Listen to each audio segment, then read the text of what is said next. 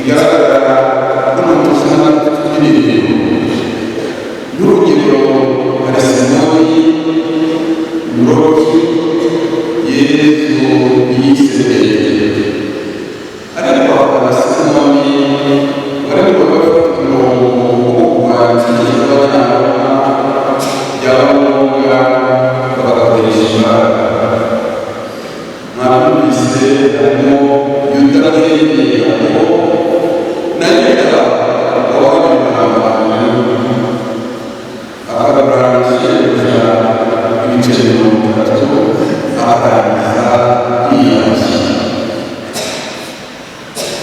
ikindi nagaruka umuntu ntayo yewe usibye abatayo waramukozi w'imiyoborere yabo bamusoresha abandi baza baratumaga n'icyo bakoze mbese twabanya akazi cyangwa se abazunguza n'abakobwa baratunze n'iyo babonye bahoze ijoro ryose bavandimwe ni igitangaza kubona izi ntumwa zitandukanye mu myumvire imitekerereze mu myifatire izi ntumwa zifite amateka atandukanye izi ntumwa zifite ibintu za muntu biratangaje kubona uburyo zasohoje neza ubutumwa bwamamaza inkuru nziza ubutumwa bwo kugaragariza abantu bakorera mu nzira y'Imana iyo nkuru nziza ikaba yarageze kuri bose imyaka 2000 irashize kandi iyo nkuru nziza ikaba yarakiriwe neza mu Rwanda imyaka 20 irashize niyo mpamvu umwaka wa 2020 bavandimwe uko Imana yakoze kera n'ubu ndetse no mu bihe bizaza kuzageza igihe isi izashira Imana yatora ishatse yishakiye ikabatuma yishakiye ikabatasha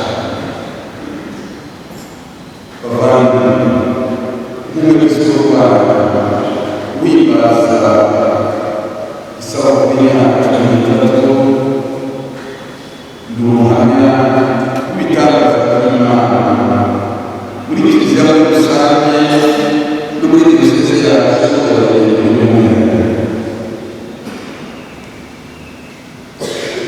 abasaseredoti b'Imana Imana yadutoreye ntacyo dushaka icyo narabonye muri iyi nama za muri Egisopi nuko iyo tuyibumbiye irasohoka ikindi nabonye abo Yesu atuma bakamutumikira bakabakoresha imbabazi kuri munsi y'umwihariko w'isabukuru y'Egisopi mfite mu mutima ibintu bibiri basabira ijambo ry'Imana rihabura abandi niricyamuye amatara riburire abagiranabi abari mu bibazo abamuriza n'ibisubizo by'ijambo bakomeza ijambo ry'Imana ryari riyoboye abami b'abagiranabi ikabatera ibyishimo bagataha bagira bati Virimus Stella Dei twabonye ibintu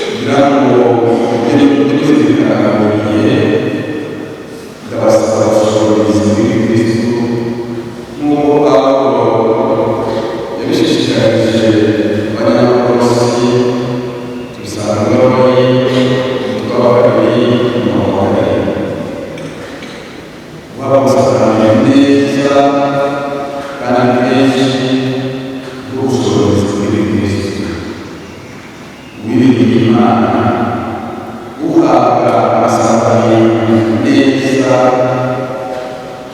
kandi kenshi ameze nka cya giteye mu nkombe y'umugezi ntacyo cyumva iyo kirekire amababi yacyo abaturage mu gihe cy'amapfa nta kikanganya kandi ntiwema umubiri n'amagambo usanga mu gitabo cy'Abagereranya umutwe wa cumi na karindwi mirongo umunani. Bavandimwe, kuri uyu munsi w'umwaka w'abakuru b'Isiraheli ndazirikana kuri umwihariko aya magambo akomeye yumvikanye mu nyigisho yatanzwe n'Umwepiskopi wayoboye imihango ava muri Umwepiskopi wariwe n'Iyasaba.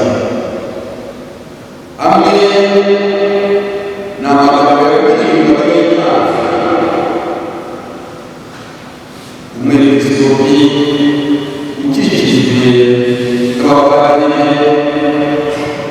mujye mubona Yesu Kristo umwami wacu n'umusaseridoti mukuru uhoraho. Hari n'amagambo n'ababwiye n'ibintu abari bazi muri kiliziya ushinzwe uragaye umuyobozi n'umushumba w'Ubudahemuka ube umuyobozi udahemuka w'amahanga ya Kristo. Ab'Imana ushinzwe uzabakunde bose, uzabakunde bakibyeyi n'abakibanye. Yo umuntu agatwara Umwepiskopi ukikijwe n'abapadiri mujye mubona Yesu Kristo ube umwami wacu n'umusaseridoti mukuru uhoraho.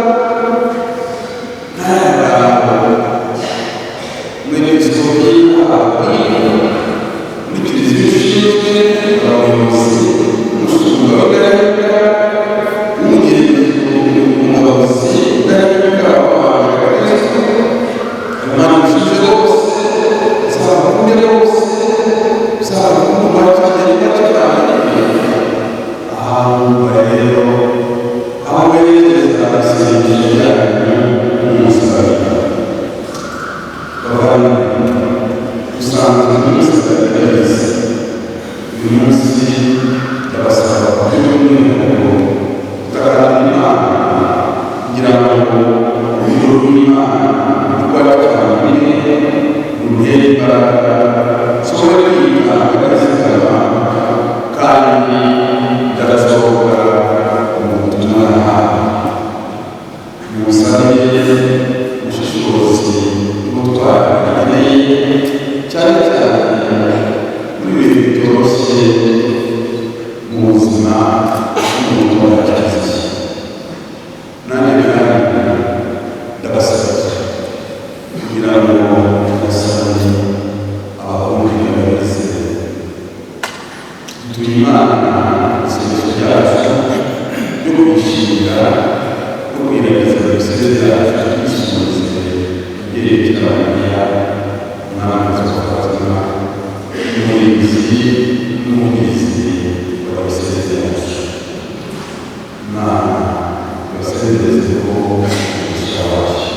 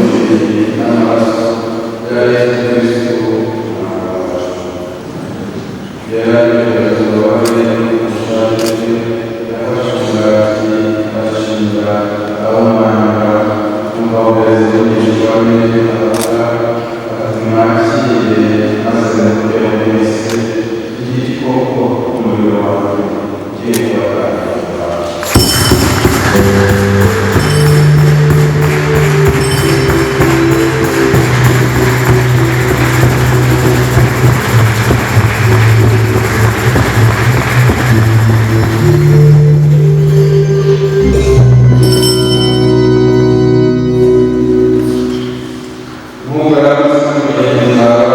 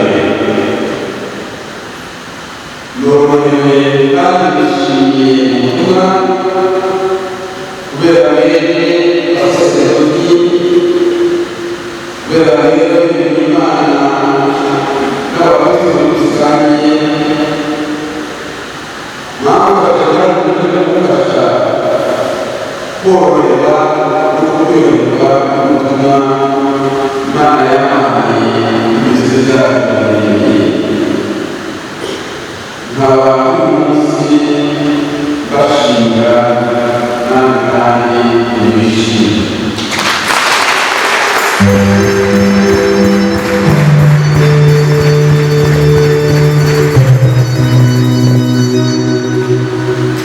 Uyu munsi ndabasabira by'umwihariko ibintu bibiri bifite ku mutima cyane cyane icyerekezo cya bibiri na mirongo itatu na gatanu tugaragara mu bimaze bine y'imyaka mirongo itanu biseze byateguye.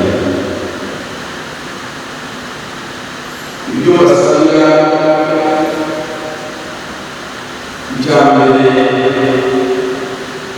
muragabana ibyishimo by'abari b'abanyabwenge bemeye imiyoborere ikabageza ku iherezo. Muragabana ibyishimo n'ibyo byaranze abanyabwenge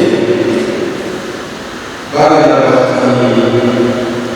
twabonye inyenyeri y'Iburasirazuba none baje kumurana. Ibanje y'amateka twabaganye umurongo wa kane. Ibyishimo byanyu by'umwana Yesu ntibikayimuke. Icya kabiri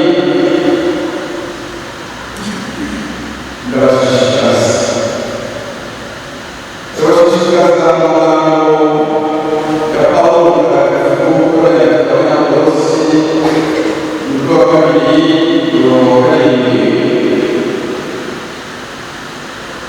Umushorizi w'Ikristo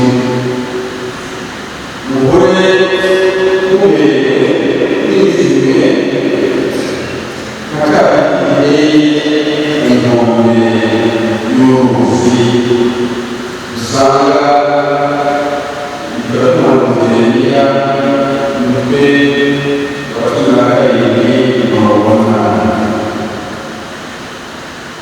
Umusozo rero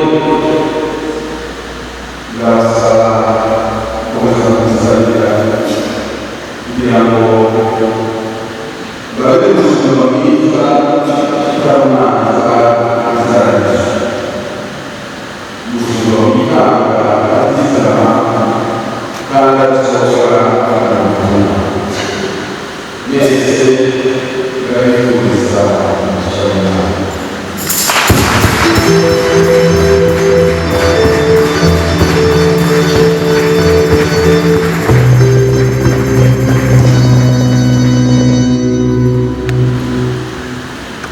Gracias a Dios.